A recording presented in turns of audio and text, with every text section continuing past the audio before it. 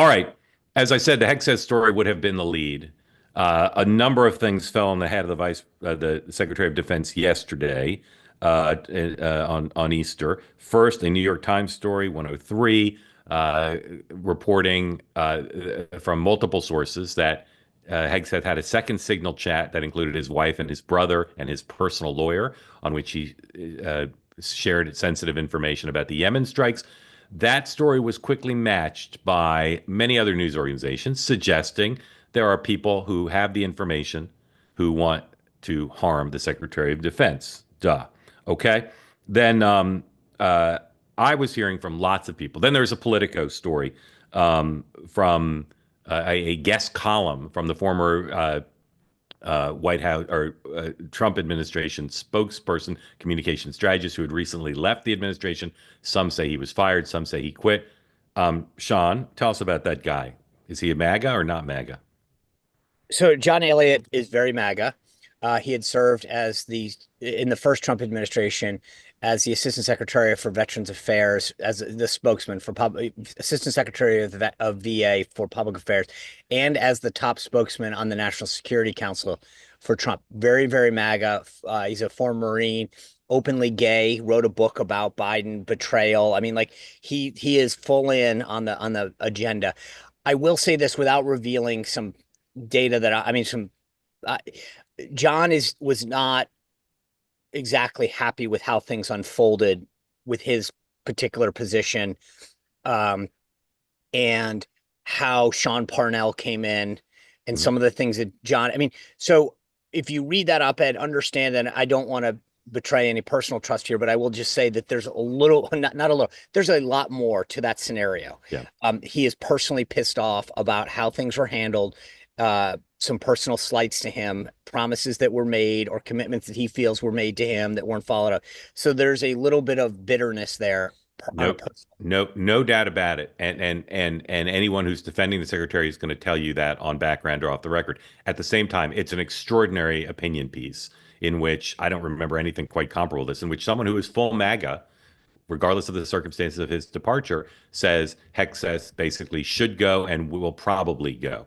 And I Well, was hearing and you from, yeah, notice how he tried to, if you read that thing, you'll notice he tried to thread that needle so well, which was, I yeah, love President Trump. I love President Trump. Here's my hit against Hegseth. I love yeah, Trump. I love Trump. So it was sort yes. of like I'm trying to be your friend by helping you Correct, correct. where to go. Well said. So I was hearing from people yesterday, a lot of mostly unbidden, saying Hegseth is gone. That all the stuff we talked about this last week, kind of the still mystery around the firing of some top aides and the reassignment of another, still not explained. Those three top aides spoke out very aggressively over the weekend, saying that they were treated unfairly. There's possibility of legal action that will be pursued, and some suspicion that some of those fired people were also a source of the story in the New York Times matched elsewhere. I don't know if that's true or not. So I thought there was a good possibility that the deputy Pentagon secretary was going to move to the top slot and that Hegseth was gone. And then, not just the death of the Pope distracting, but a full court press. Chuck Schumer, if he really wants Hegseth gone, made a mistake by putting on social media that Hegseth must be fired. It's the very last thing that would cause Donald Trump to fire Hegseth. In fact, the opposite is true. Here is Charlie Kirk, 106, very influential, of course, in Trump circles, uh, joining the chorus of folks saying that this is all not because of Hegseth's failures in the job, but because he's doing a great job, and that the people who want him gone are the neocons, the warmongers, and the liberal media, and that's why this is happening. Number 105, please. The second Charlie Kirk tweet says, when the DNC says Hegseth needs to go, Kirk, speaking the quiet part out loud, says that's exactly why Pete must stay. And here is Caroline Levitt, 107, in no uncertain terms, mirroring Tom Cotton's tweet, mirroring White House statements over the weekend, saying everybody is for Pete Hegseth staying in his job. 107, please. The president stands strongly behind Secretary Hegseth, who is doing a phenomenal job leading the Pentagon.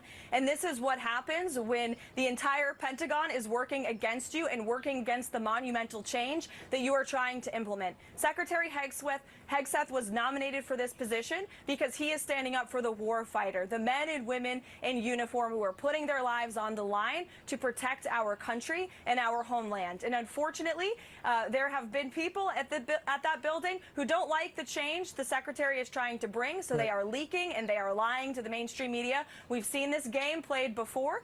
The secretary is doing a tremendous job, and the president stands strongly behind him. Dan, even before the cavalcade of stories from the weekend, I was told, and I said it on the show on Friday, that thought from my sources that we were headed towards a change at the Pentagon and the NSC or both, or the NSC or both. Where do you think Hegseth stands now in terms of his hold on the job? I just think they're digging in because Democrats and the media are Democrats saying he should go. The media, it's the New York Times, the Wall Street Journal, Washington Post reporting the stories.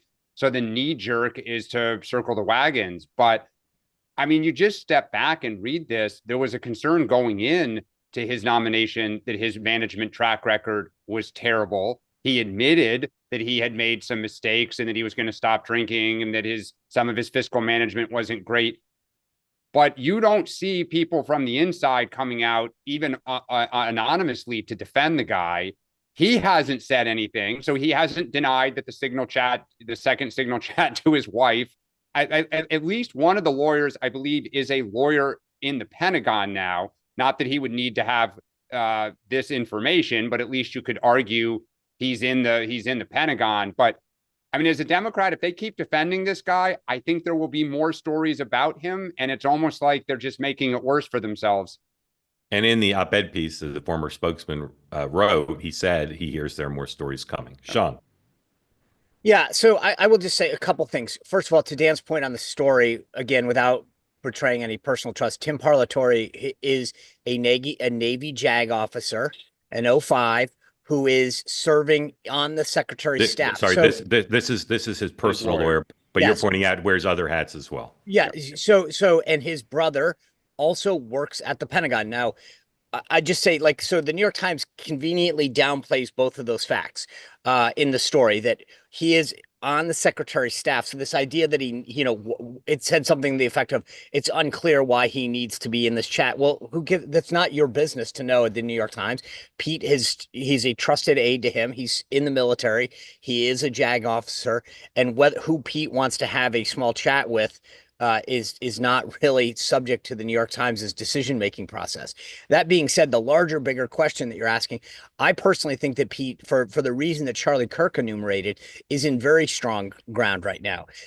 When Caroline came out and said what she did, it was only after, I will assume, I have not talked to Caroline about this, but you don't say something like that without talking to Donald Trump first, right? So there's no way having been in this position, when you come out and say, I haven't had a chance to talk to the president about that, or he remains confident, that's sort of your tepid, like you're skating on some nothing tepid about what she said this morning. Right. And so she was very clear.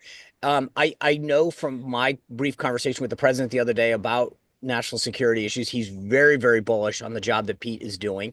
He feels great about the recruiting numbers, where the military stands right now under Pete's leadership. So I believe, if anything, that these stories probably embolden him, make him stronger, and for exactly the reasons that Charlie pushed back on the dem aides, whether it's humor or Politico or the New York Times, you're actually helping Pete when you do that. It is hard to lead a building, though, when a lot of it appears to be against him. Unless you're going to blow out the entire military leadership, good luck with that. Well, remember, the difference, Dan, is that now, Chairman Kaine, the chairman of the Joint Chiefs, was personally selected by Trump. He's got a set of service secretaries around him. He's got a DepSec, Feinberg, this is a very different structure than either Mattis or Esper had. He has the support system, at least within the appointees. Now, he does need to build out some staff that's loyal and understands the building and can navigate it. I mean, the Pentagon and the State Department are almost like their own countries, how they operate. So I think that that's going to be important, but he does have some very good people around him. Sean, I agree with everything you said, but I want to emphasize the point Dan was making. Not all of his enemies are Chuck Schumer and the liberal media. He has some very MAGA Oh, people who are opposed to him and don't think he should continue in the job. fair enough. So But he's but gonna have I to figure think out how to he's gonna figure out how to navigate that. fair enough. But I think that from the as long as you have the president at the top, 100%. you're in a very strong position. I've seen it both ways, where you have the staff trying to say, Mr. President, they're really good, keep them in there.